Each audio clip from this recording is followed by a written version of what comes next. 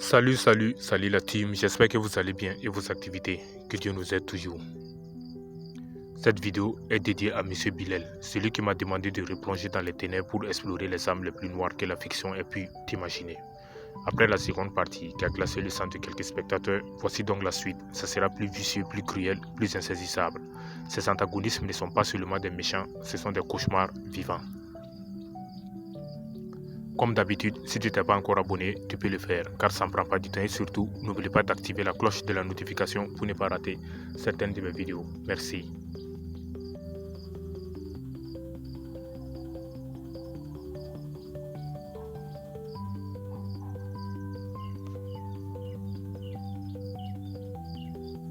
Donc les gars, sans trop tarder, je vais commencer par le premier antagonisme qui est Kanki, précisément dans Kingdom.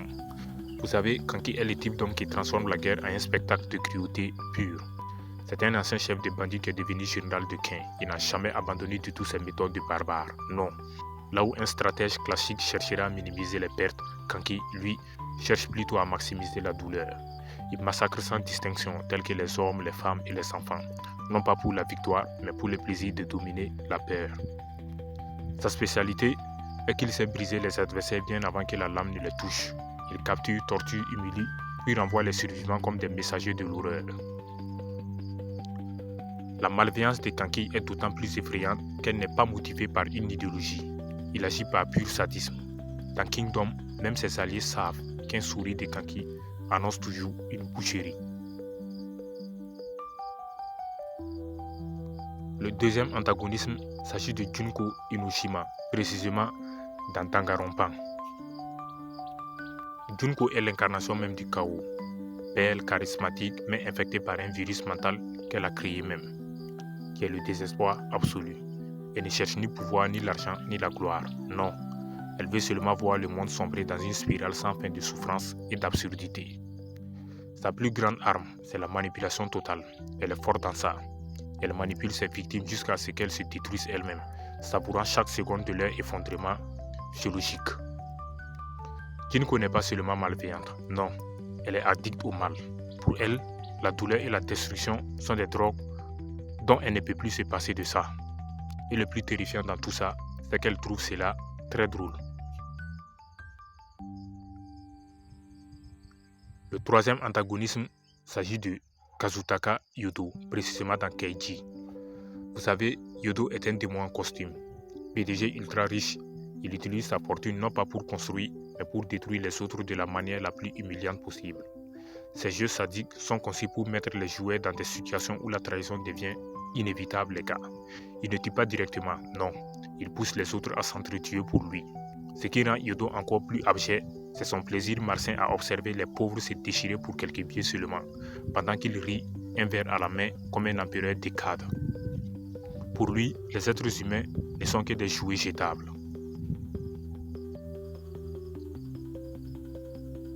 Le quatrième antagonisme s'agit des automates.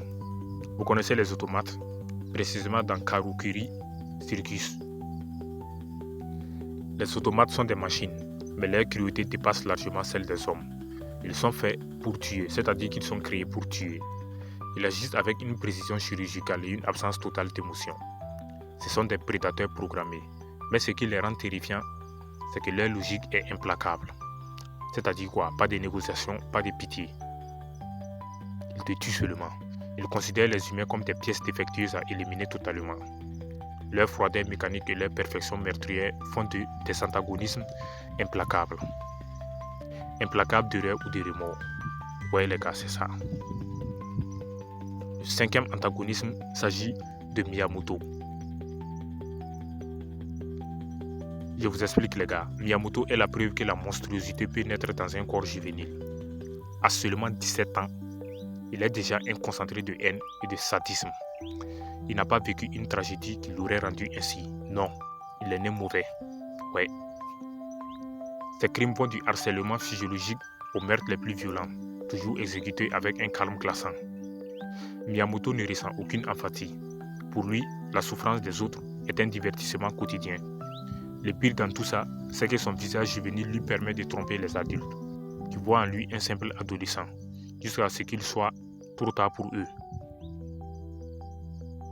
Le sixième antagonisme s'agit de Q, précisément dans Cross of the Cross. Q est un assassin fanatique, un être qui mêle la religion, le meurtre avec une ferveur malsaine. Pour lui, Dieu est un acte très sacré, une offrande à une cause obscure. Sa malveillance est idéologique, c'est-à-dire quoi?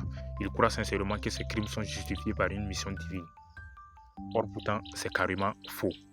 Mais derrière cette façade mystique, Q est surtout un psychopathe intelligent, qui sait manipuler la foi des autres pour les transformer en armes vivantes. Il ne se contente pas de tuer seulement, non, il convertit. Et ceux qui tombent sous son influence deviennent aussi dangereux que lui.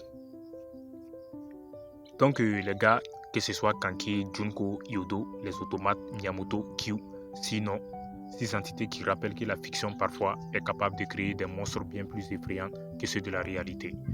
Merci à M. Bilel pour m'avoir entraîné une nouvelle fois dans cette descente aux enfers. Et vous, spectateurs, avez-vous vraiment le courage de croiser leur regard? Donc, ce qu'il y a, dites-moi dans les commentaires, je réponds à tous les commentaires. Merci. Si vous avez aimé, n'hésitez pas à la liker et à la partager. Merci.